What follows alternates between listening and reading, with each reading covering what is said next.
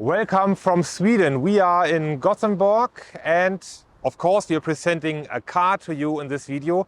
I'm Bernd from Germany. This is the Zeekr 001, a new premium electric vehicle from a Chinese brand, but developed mainly here in Sweden. So that's a truly international car, and this channel also is international. I hope you join me here at my test drive review with the Zeekr 001.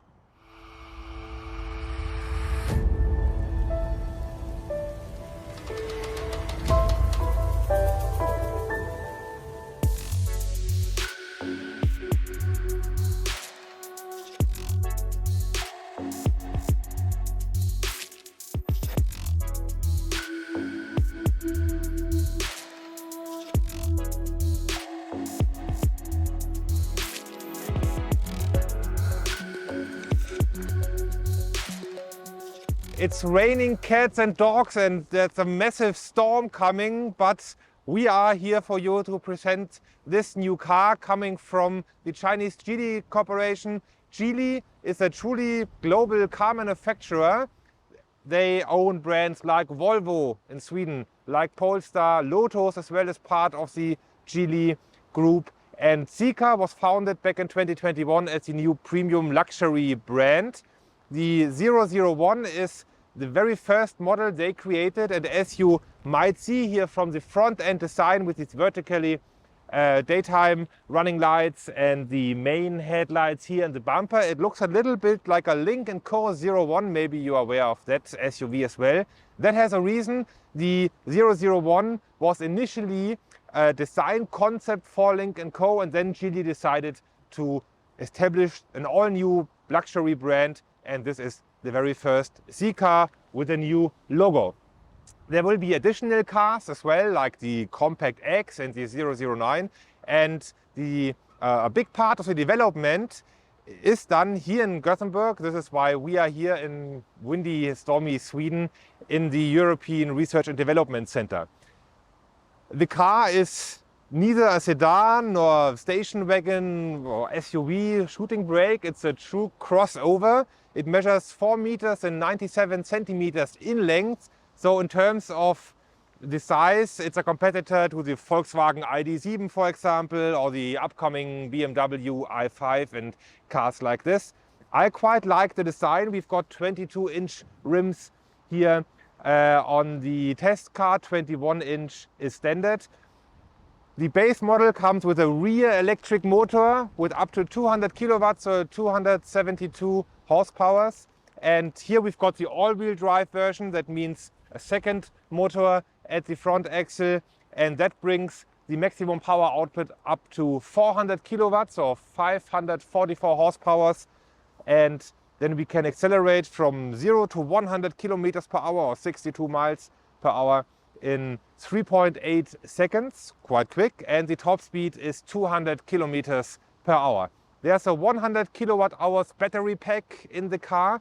CATL is the supplier for that, and the charging can be done with AC 22 kilowatts and DC charging in Europe with up to 200 kilowatts of charging power. That means it takes you 30 minutes to bring the state of charge of the battery up to 80%, and then you can continue your journey. I quite like the rear design. We've got, again, here these vertical lights. They remind a little bit of the headlights. There will be a towing bar. The towing capacity of the all-wheel drive model is 2 tons, quite a lot for an electric vehicle, isn't it? The boot capacity is 539 liters. You can adjust the height by the car, for example, if you want to load in heavy luggage by pressing a button here. Because of the air suspension, you can lower the car and bring it back up. And the air suspension, of course, it's also good when you drive the car because you've got more comfort, and then you can also adjust the adaptive dampers. Well, the boot, as said, is quite large. There's a removable floor, and here we've got the charging cable underneath the floor. A pity that there's no extra room for the cable when you start from scratch developing an electric car on a truly electric platform. Let's start into the interior, where it will be less windy and less wet. I hope you join me.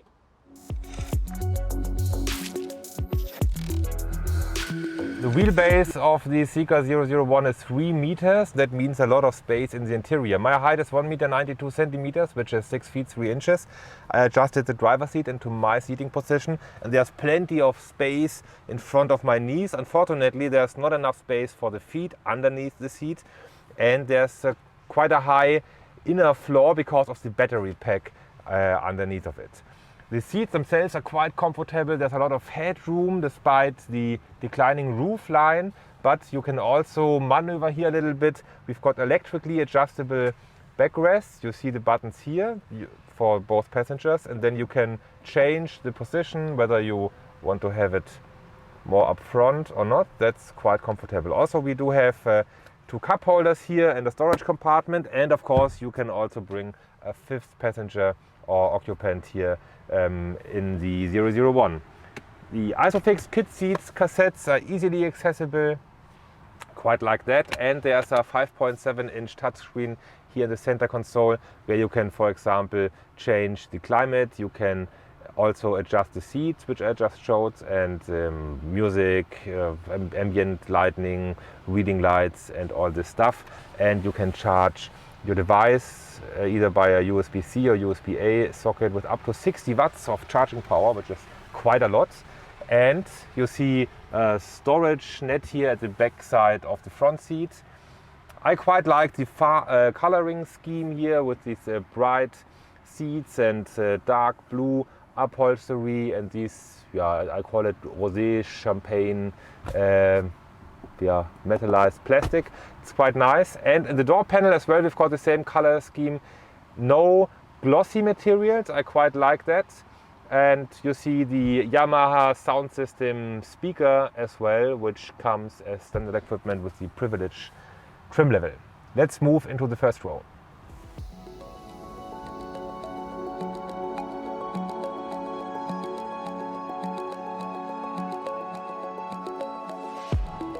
I talked about the 2 color scheme, and it sounds weird but looks quite nice. We've got blue seats in the front row and the white or beige ones in the second row. I quite like it. I like the seating comfort here. I like the material, the fabric, quite nice.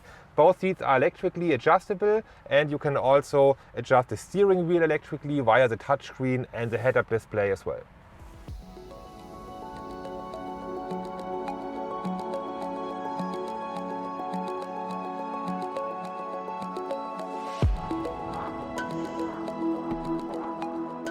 The cockpit looks quite nice. Also here we've got a 2 color scheme. The materials are quite nice, and it looks also feels well done. We've got a more than 15 inches touchscreen display as the main human machine interface between the driver and the car.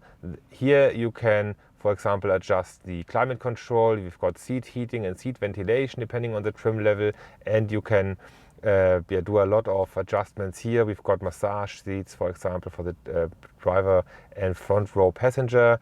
And in regard of driving, you can adjust the energy regeneration level, medium, high, or 1 pedal drive. That means the car comes to a full stop. We've got the driving assistant. They are not working in the pre-production vehicle we are currently sitting in, they told us, but of course will be active once the cars go on sale. We've got adaptive cruise control, lane keeping assist, traffic sign recognition, and so on. Everything that is available.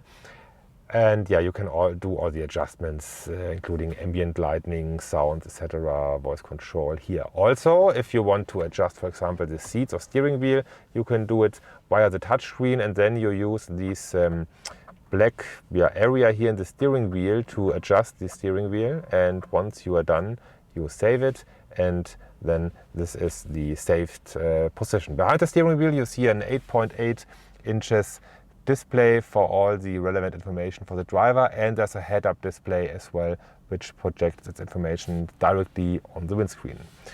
This is it in the well-crafted interior, and now we start our test drive.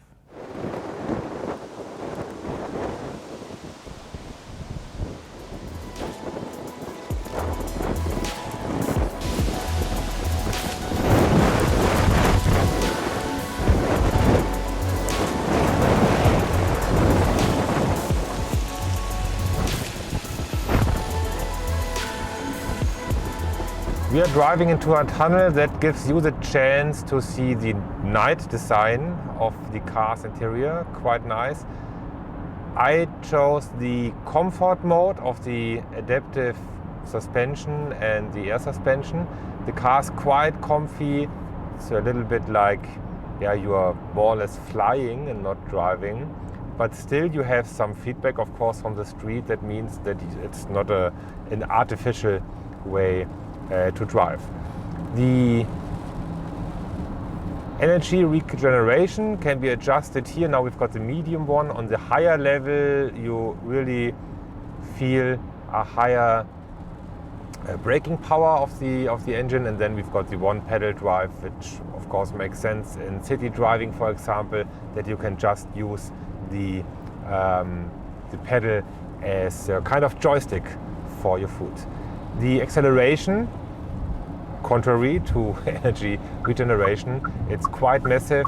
We've got again 400 kilowatts of maximum power and 686 Newton meters of torque. That means when I press the pedal to the metal, again this feels like we are ready to fly. Yeah, quite nice. I like the comfy ride, I like the power. It's a nice cruiser for the motorway.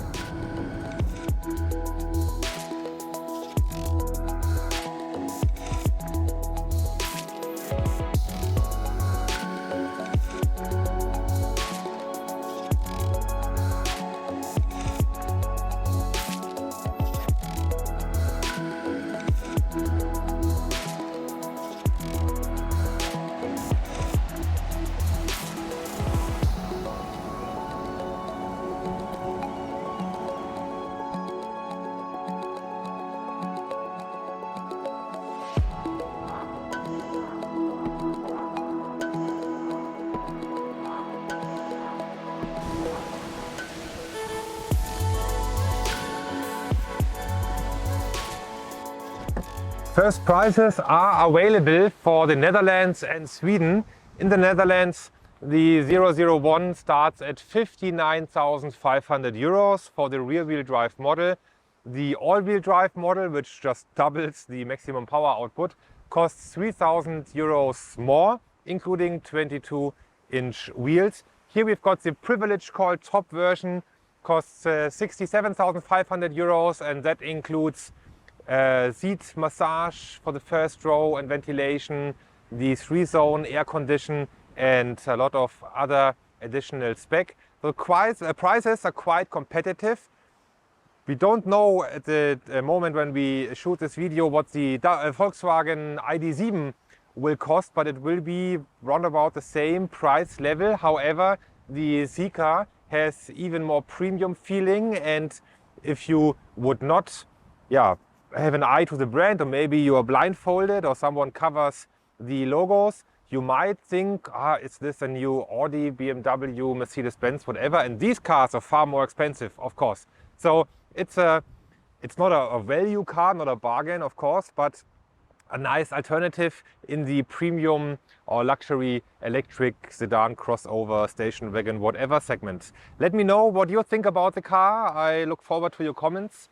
And I hope you enjoyed this ride, this video review here at Asia Auto Ambassador with me, Bernd from Germany, and the Zeekr 001 from China, developed in Europe. Bye bye.